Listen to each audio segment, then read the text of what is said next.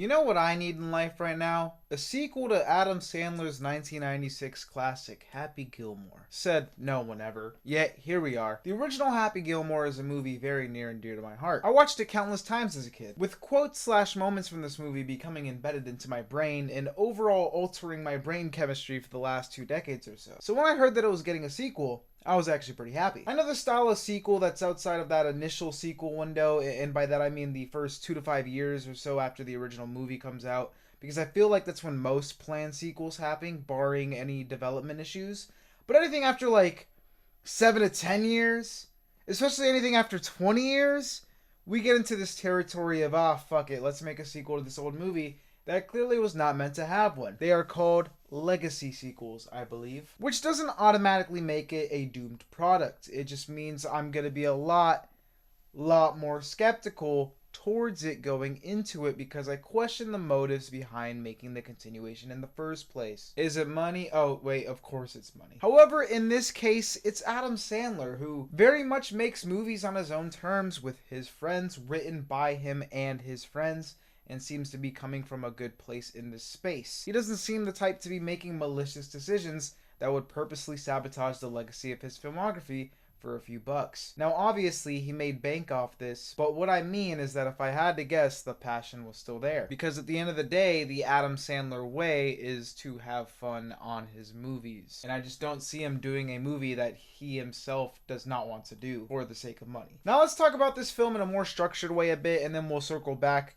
Also, subscribe if you're new. I got lost in the sauce a bit with that intro and forgot to actually intro. First off, I'll get this out of the way. Eddie, why is this on your anime channel? Not the second channel. This isn't anime. This is a movie. Well, it's simple. Yes, I review anime here. And then I review games, movies, comics on the second channel. Except it's the same exact type of content, just different mediums. So I'm deciding to put all of my videos that are like the anime channel videos, but for other mediums on this channel, as it's all media, it's stories. And I feel that the people that enjoy the anime versions of those videos would also enjoy the other things, because I don't think you guys only watch anime. I'm sure you guys watch movies. I'm sure you guys maybe even read books or comics or watch TV shows that aren't Japanese animations. So that channel's still gonna have stuff, but I'm just moving the media reviews here because I feel like the content will align better. So yeah, expect some more media videos that aren't just anime, but don't worry, plenty of anime videos are still coming. Literally my next video is a My Melody and Chromie review, so subscribe for those and let's get into it. Happy Gilmore 2 is a Netflix original film directed by Kyle Newacek, who I have seen nothing from, nothing against him, I just haven't. But its writers are Adam Sandler and Tim Herlihy, who, oh my gosh, happen to have written the first Happy Gilmore, which is a good sign. Always love to see the original creative forces return. I don't know how to explain the premise for this movie without mentioning its biggest spoiler, but I'll just omit that part and it'll make sense once you watch the movie. There will be a spoiler section of this review at the end of the video though, so if you have seen the movie, make sure not to click off before it, but I also will warn you when it's coming. Alright, so we follow an ancient Happy Gilmore, like old, in his 50s, half a century. Holy moly. Obviously, some time has passed since the first film, so they fill a bit of the gap, show that he's won more shit on and off the golf field, in and out of the bed, having children. Life is good. Then something happens. Something. Ooh. And he's left down in the dumps. Pretty down bad. Now he's a bum who hasn't been golfing. But to pay for his daughter's dance school, very prestigious in a different country, he needs a lot of money. And where could he get that money? He's broke. He's working at a grocery store, which is cool and all, respected. I respect every job, but it's not going to pay the $300,000 that he needs. So where could he get that money? Oh my goodness! Golf! It's been right in front of my eyes the whole time. So yeah, there's also some other stuff, but honestly, just watch the movie if you really want to know more. What are you listening to me for? Just know that it did not lose its absurdity, which I'm happy about. See what I did there? Literally a few minutes in, that spoiler happens, and I'm like, oh yeah, the premise, it does set you up for a good time. In the original, the movie is a lot of that Moon Knight meme of random bullshit go every scene. It feels like a skit in the best way possible. And this movie has a lot of that too, just shit for the memes. And best of all, Happy Gilmore is still a certified crash out. He will still beat your ass, or at least try to. In fact, his kids are crash outs too. There is plenty of scrapping in this film, which is the first of many things that makes you realize that this movie actually acknowledges that the first exists. Like, quite a bit. I hate when sequels ignore literally everything from their original, and it's just like the same main character, but no other characters return, and outside of the name of the movie, it doesn't remember the original film exists at all. The worst type of legacy sequel, in my opinion. Thankfully, not being a thing for this movie, as not only do the writers return, as I mentioned, but as many of the same actors from the first movie as possible. Now, obviously, many have died since the first movie, tragically, but even they got plenty of love in this one. There's lots of respect for those characters' existences all around, except for one who is just shat on to kind of jumpstart the plot, but hey man, it is what it is. But also with that, there is a whole other side to the casting. The cameos, specifically celebrity cameos. There are a lot of them here. Eminem, Eric Andre, Bad Bunny, Travis Kelce, Guy Fieri, the guy from Hot Ones, me. Okay, not me, but I'm sure y'all would have believed me if I just said throw some random extra Mexican in the golf crowd. How you gonna tell me I'm not there? My back was there. I don't know. My scene was cut. I guess celebrity cameos have always been a thing in movies, but it's just much more noticeable now these days, I think. And I don't know if there's more of them now, or if I just know more celebrities now than when I was a kid. And from what I understand, it has actual golf cameos as well. I don't know much about golf, so I don't know really, but I'm sure the type as fuck for those who do know golf. I will fully admit to my ignorance on the subject. Speaking of golf though, let's talk about it from a guy who doesn't know anything about golf.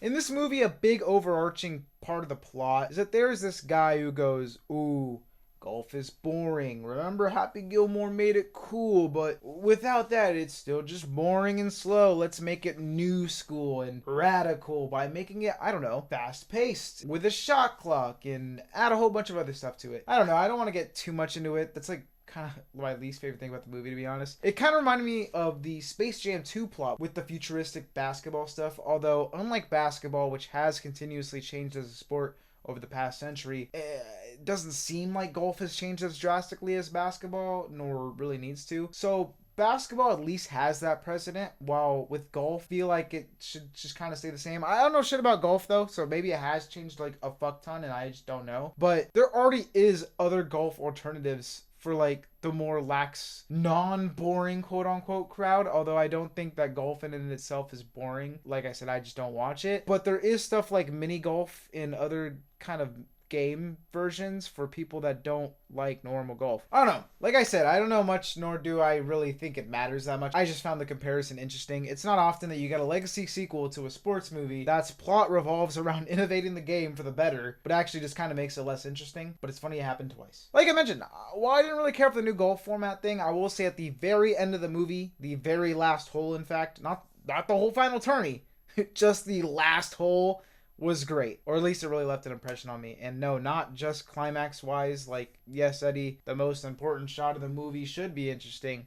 No, gameplay wise, it was actually very entertaining. I'm not going to mention what it was. If you watch the movie, you know. And I really like that, and I actually would like to try that. I feel like I still would have fun trying this version of the game. I just think for the movie, it didn't hold my interest too much, but that's okay. Because what really gets me for this movie is what we're going to move on to. Something a bit more fun to talk about here. The script, the dialogue. Watching the interactions is better than focusing on the plot, not going to lie, because everyone plays off each other so well. Maybe because it's like mostly insults. I feel like I'm with my friends insulting each other for fun. Even if it's not always for fun in this movie, it still feels fun. Although to tie this back to my earlier praises, while I'm glad this acknowledges the original, it's almost to a fault and is overwhelming at times. This movie quotes the original more than the original. I've never seen a movie reference another movie so much. Jesus. I bet if you count the lines in this script ripped from the first movie versus lines that aren't repeats, it'd be like an 80-20 split. Look, I like most of them at all. I was like, oh, that's funny. I remember that. But at some point, it just feels like an advertisement to turn off this movie and watch the first one instead. Kind of joking. Look, it's not that serious. I'm making it sound worse than it is. It's not a big deal at all. It's just something I noticed and found kind of crazy. I almost feel bad making a review video on this movie because it feels like, you know, it's not serious enough to warrant this big review, nor to be seriously critiqued or nitpicked, like just an easy dunk target. And I don't want it to be that way. But hey, man, I spent all this time writing this review for the purpose of reviewing it and getting content out of it, so I'll mention some gripes if I have them, okay? I will still be 1,000 times more nice than 90% of other reviewers, because the guy in me who actually has a soul can recognize when a movie has the goal to just be a fun time rather than a cinematic masterpiece. And that's all I care about at the end of the day. What is the movie's goal, and did it meet that goal? In this case, I think the goal was to make a lighthearted sequel that hits the same beats as the original and is just a fun time. Did it meet that goal? In this case, I'd say it did. I also think we can give a little leeway to the story and the writing, because it was apparently rewritten a lot after the untimely passing of Chubb's actor Carl Weathers. I would be very interested in reading that version of the script for reasons I'll delve into the spoiler portion. Speaking of, I think it's about time to end this portion of the video, since I've exhausted anything I care to talk about in depth. I'm not even gonna mention the normal stuff I get into a review, like the words cinematography or OST, editing, shit like that. You know, it's someone else probably will. It's just not my focus with this movie. I don't care to delve into all that, because I just, like I said, I just don't think it warrants that much of a discussion. Look, I will probably forget 90% of this movie by next week, because it doesn't have much of an identity outside of, look, remember the first one? That's fine. I had fun watching it. It's something you could throw on and watch, but so was the first one. So does this movie need to exist? Not really. Am I glad it exists? Of course. The world has a severe lack of these movies in this day and age. It isn't cape shit. It isn't a live action remake of a classic animated film. Disney. Although, however, you could argue this falls under nostalgic cash grab section, but I think we can give it a pass, because, once again, Adam Sandler and most of his movies are mostly an excuse for vacationing with his friends in the first place.